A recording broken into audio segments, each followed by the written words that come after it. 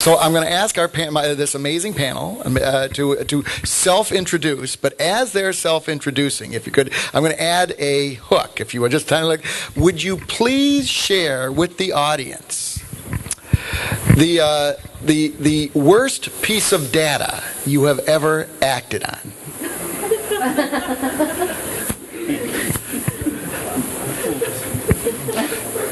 I signed a confidentiality agreement after that. No, all right, a close to the worst. Okay. All right, you know. My name's Margaret Lawrence, and I'm a partner at a Boston-based venture firm called Pilot House Ventures, and we invest in early-stage software companies, pre-revenue. It often is just a couple of people with an idea. We're in our third $100 million fund, which is very small in this town, and we invest in two to three new companies a year. I don't know if that's me or you. Sorry, we learned that if you only have the one on that you're talking to, it doesn't do that. Okay, thank you. And the worst piece of data that I acted on was fairly drastic.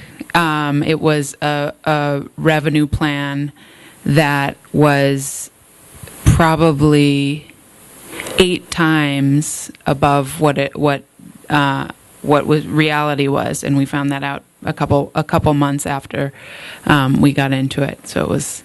I'd love to talk about something else, if that's okay. This is therapy. It's all right. Let it out. There's a lot of love in this room. It's all right. All right. Let's give her a round of applause.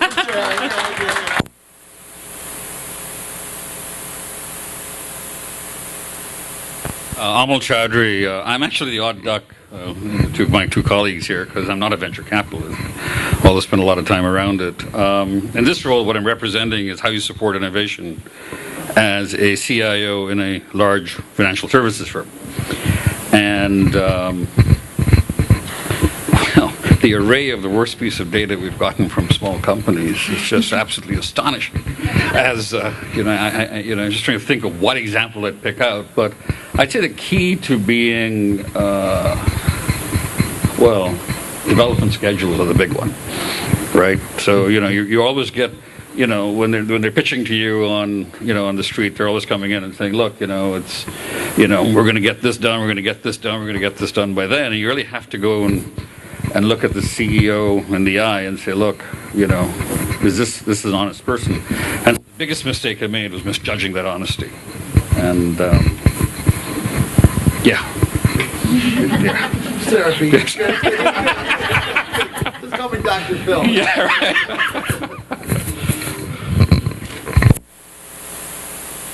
Hi,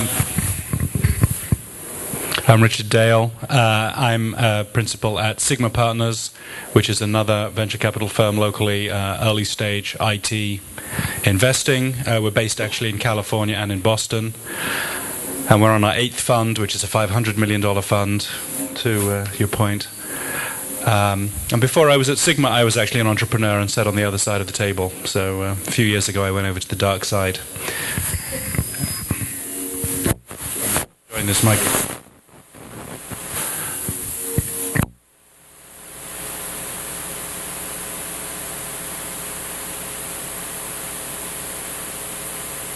And, my first reaction to your question was, since when did you need data to act on anything? And as a firm, unfortunately, it's a matter of record that one of the investments we made was made on the basis of data which was so false that the 2 founders are in jail right now. So that's not great. I think, actually, the worst data that we act on is data that we elicit with leading questions. And we say, we have an interesting example right now that the product from one of our startups has just been delivered exactly on time according to the first estimate of the founder. And one of the questions that we asked the founder to do, it's actually 2 months late over 18 months, which isn't bad. But one of the reasons it's late is because we asked him, well, couldn't you get something out in between, now and 18 months from now, which can test the market and so on? And he was doubtful, but he nonetheless went ahead because his investors were asking him to do this, and he was right to be doubtful because those interim products have been a failure, and now we're waiting with bated breath for the next step. The major misconceptions about venture capital. There was a couple of weeks ago, the Massachusetts Technology Leadership Council ran a Innovation Unconference, which is a great event each year now. And I ran a session called "All the Bad Things Venture Capitalists Want to Do to You," which was a well-attended session, and we had a lot of fun. But there is a conception out there that venture capitalists are vulture capitalists, and that we want to do a lot of bad things to young startups. And of course, that's not the case. We want startups to be successful, and therefore the founders and the managers to be successful. And there are there's lots of good anecdote and maybe even some good data about bad things that venture capitalists do to startups, but it's only half of the story. And entrepreneurs who seek venture capital have somehow got past that. Innovation. This was referred to last time. The biggest misconception about innovation is that ideas are in short supply, or even good ideas, or even brilliant ideas are in short supply. And my guess is, with the smarts in this room, we could come up with 100 ideas before 9 o'clock tonight, which are brilliant ideas. And what's in short supply is fabulous execution.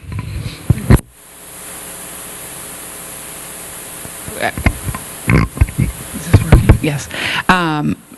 Just following on the misconceptions about venture capital, I think to someone's point on the last panel, the 99% of these companies fail. So there's a lot of sort of broken hearts out there, and it's easy to point to the mean venture capitalists. So we do I think have a pretty unfortunate reputation, but I think most of the firms are well-intentioned and looking for good ideas and trying to build partnerships, and not. But there are some extreme personalities as well. I'll say that. So they give us a bad name. So, Interesting. There's an interesting sort of dimension listening to the venture perspective, which is, I'll tell you from an enterprise perspective. You believe that the board representation on the new company is actually genuinely focused on the innovation that the company is delivering. What you don't realize very often, that there's a real financial objective that tends to get in the way of product innovation. So that's just an observation. And so once you get a head around that, then it becomes sort of as a major customer, you have to get into a debate with the board rather than the management over what needs to happen. But from understanding innovation within the enterprise, I think what the big misconception is, it's about product innovation. Well, it isn't.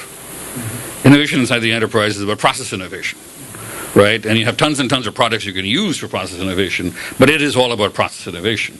And especially if you run a big shop, you're figuring out how to incrementally get process innovation done across some incredibly complex value chains.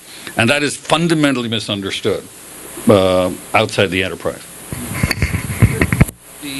The single biggest factor is alignment of interests.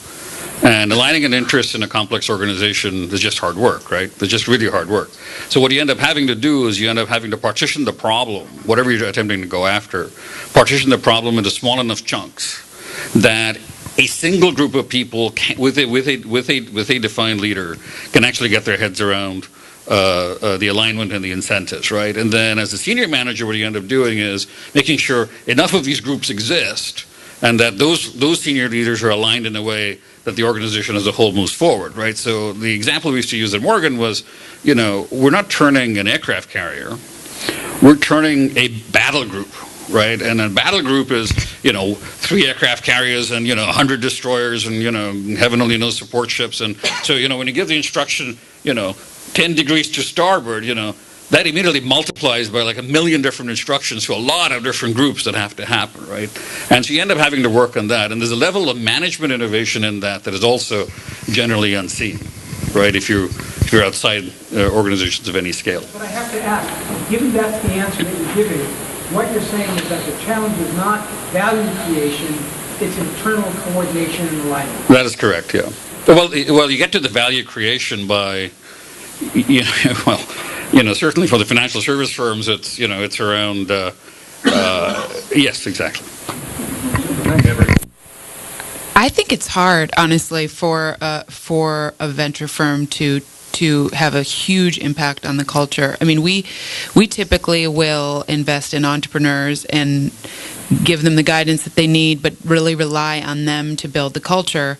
And sort of very to the opposite extreme, we've had entrepreneurs who were not process oriented at all, but would sort of whipsaw the engineering team because you're this startup trying to make your way, and one customer would say one thing and the product would sort of shift, and then another customer would say another thing, and so that I think we've had a hard time managing because entrepreneurs are really the souls of the companies, and so if that's the personality. You can put people in around them, but getting into that because it's fascinating. I mean, venture capitalists are just amazing lab animals. I mean this in the nicest possible. But when you're thinking about your portfolio, not only do you have the financial numbers, and I'd love to talk about how you look at that and all that. But do you do psychographics? I mean, do you have some type of do you know when like your entrepreneurs, because we love them and that's what you're really in the business of supporting, are sort of going off the rails, or we just redlined over here. I mean, how do you know? Do you have an early warning, like a device to sort of know when they're hurting your investors, your limited partners that we heard about? I wish. I think we often have conversations where we kind of realize that there's somebody going off the rails, and there have been warning signs, but you have to be. I think that's why we're structured as partnerships, because you have the one partner that's intimately involved, and they come in every week and talk about their companies, and the rest of the partners can say, well, you said that this was happening, but really it sounds like this is happening, and so it's important to have the checks and balances that way. When we get the early warning signs and we finally notice them and we finally act on them, then the day after that, whatever the trouble was dealt with, and that often, unfortunately, may involve somebody leaving the company. At that stage, everybody else in the company comes to us and says, "Why didn't you notice this 18 months ago? Haven't you been? Where have you been?" So so much for early warning signs. I think in answer to the first question, exactly to your point, the best thing we can do in terms of shaping the culture of the companies we invest in is being very selective about the entrepreneurs we invest in, and hoping that they really will live up to the the promise that they show during those that getting to know you period. And venture capitalists always talk about investing in people. It's all about the people, and the earlier stage that you invest in, it's more about the people. And there are certain venture capital firms who are well known for having 1.5 inches of spreadsheets before they make an investment. But certainly at Sigma, there's very little of that, and there's a lot of getting to know the entrepreneurs. Great, thank you. No, and there are, I would say, to your point, there are some early warning signs during the get-to-know-you process that end in no investment as well.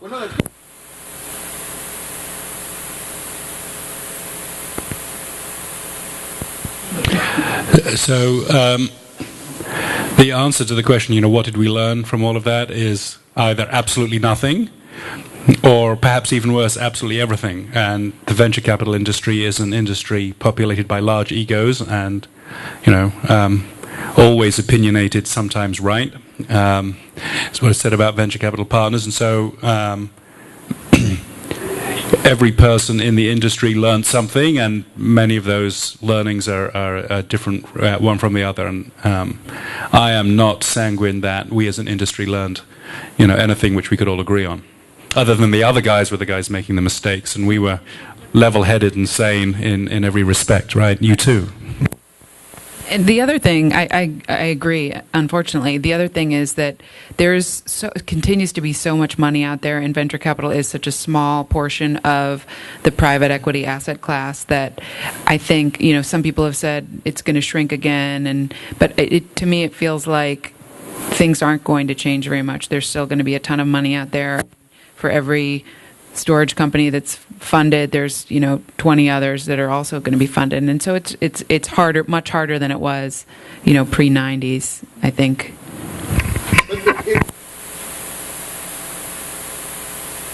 The ideas are still there to be executed, aren't they? I mean, how does that work? I'm actually going to be, if I may, controversial, and that's so unlike. Apologize to you both up front.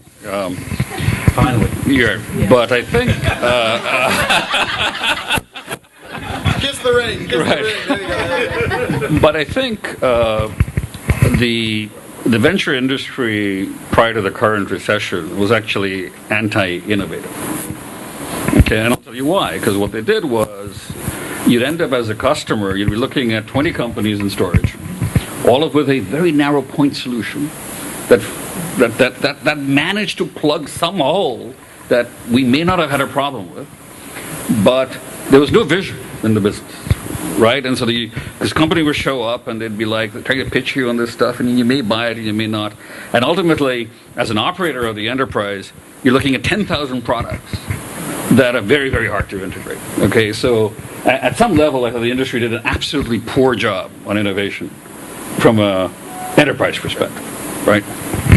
So, in terms of ideas, to the point, to Rich's point, there are a million good ideas. I think the point is execution, and frankly, I think in a recessive economy, execution improves by like 100%. I mean, you always get. But it's interesting. Now, it seems to be like we're living in two worlds, because in the enterprise environment, execution improves, but in the venture environment, it doesn't happen because the financial wherewithal is not there. Is that? No, it must improve, did I interpret that, or? The specific mechanics and dynamics of the industry are, we've got this weird long-term set of things going on in venture capital funds. And those are overlaid with what's going on in the outside world. And so what happened over the last year or two, certainly at Sigma, was that because of the external factors, things were getting delayed, and there was a freeze in venture capital. In fact, we were not finding. Normally, new investors come in at each round in a successful company to continue for reasons how the venture capital environment works, and that wasn't happening. And so all venture capital firms were finding that nobody else was supporting their deals, even the good ones, especially the good ones. And so, we're not going to invest in anybody else's good ideas as they develop because we're too busy looking after our own. And so that's a little window into kind of what happened over the last couple of years. Certainly from our point of view, we're in the middle of a $500 million fund. It wasn't lack of funds or willingness, and we've continued to invest where we found the good deals and had the time to spend on them.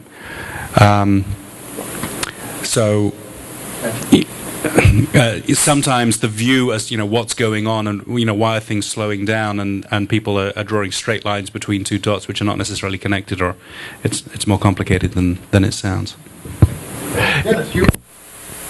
We're early stage investors, so customers are there's not much modeling or balance sheet when we invest. So we always talk to prospective customers or existing customers, and that's really how we, at the end of the day, how we make our investment decisions.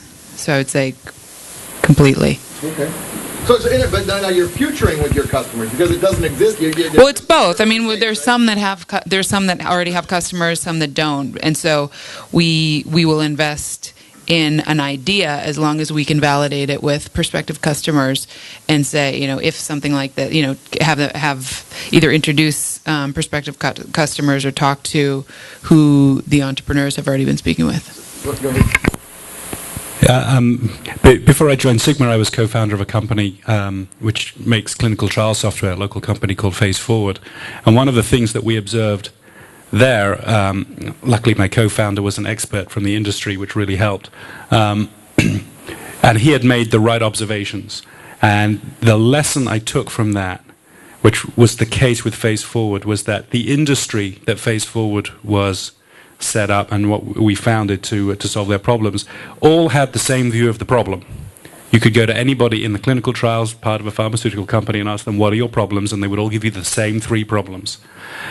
And even more luckily, they all had a vision of the answer, right? So these are our problems, and we really need an ABC. And we said, well, that's why we're here, because we're about to build an ABC. And so we don't always get that, and there are certainly startups which are more visionary than the customer base and are right. But it's sometimes nice to be able to call a bunch of people in the industry or references from the startup themselves and ask those references, what are the problems? And they all say the same thing. And it's like, oh, okay. There's a common view of the problem. And then I say, what's the solution going to be? I say, we're really waiting for somebody to build, It's like, aha. Those are good signs to have. Now, absent that, and we certainly invested in startups which are ahead of their markets. One of my CEOs talks about looking for scale, urgency, and willingness to pay in the marketplace, which are kind of a little bit ahead of that. This guy works in the healthcare industry where there is often neither scale nor urgency, and certainly not willingness to pay, and he's found one of the places where there's all 3. But that's an interesting kind of secondary thing to look at, because if it isn't urgent and it isn't scalable and nobody's willing to pay, then, next. I think your point is actually spot on, which is, I think there's an obligation on our part to educate as many people as we can in daily life, in terms of some very simple numbers, right? Something like 70% of all job creation comes from companies under $10 million, right? Something like, some staggering number like 65% of all jobs in the United States are private companies. I mean, you can tell people that, and, they're like, well, really? Is that true? And you can actually shift people's thinking as you start to giving them just the basic facts. I think your point is spot on. Is it dampening enthusiasm? With the exception of the kids here at Olin, certainly.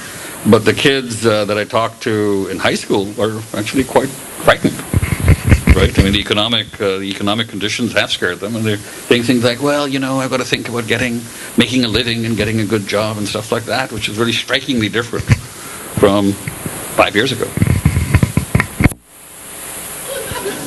So, venture capital has mostly tried and failed to be innovative itself.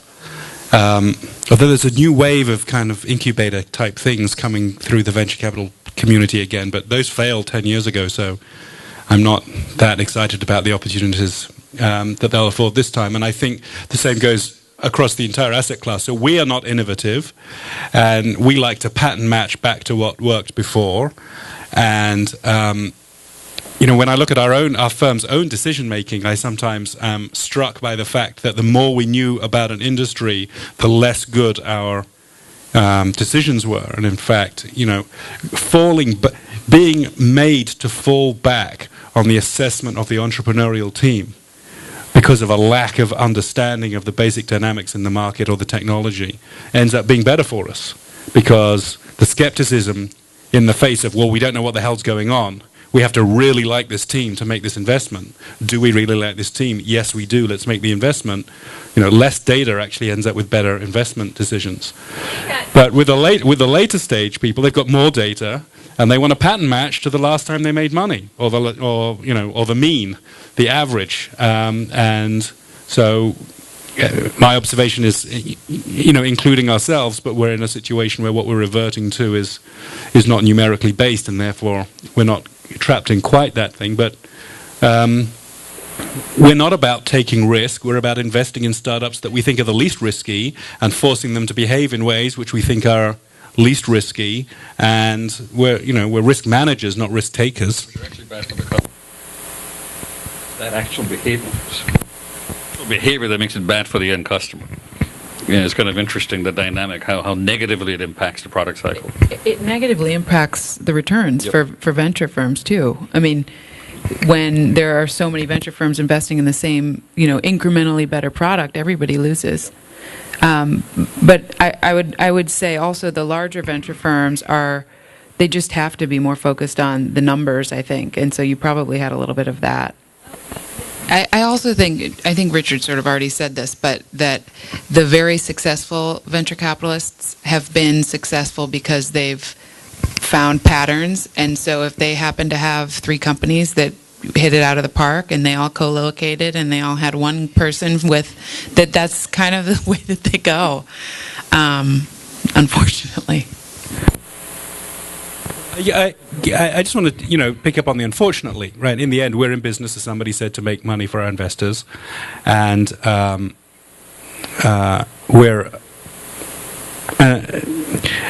and so it's our job, to do the right thing in those terms. And people say, well, venture capitalists somehow owe entrepreneurs or the customer or this or that or the other something, and I think there's a misconception that any one class of firm doesn't owe anybody anything other than to its own founding mission. And I'm lucky, and many of the venture firms are lucky in that we are, our customers are often educational institutions or charitable foundations, and we feel that even though we're at the sharp end of the capitalist industry, we're doing good in the world by doing this. But it's our responsibility to make money for whoever's invested in us, whether it's a sovereign wealth fund or a charitable endowment or corporate money or whatever it is.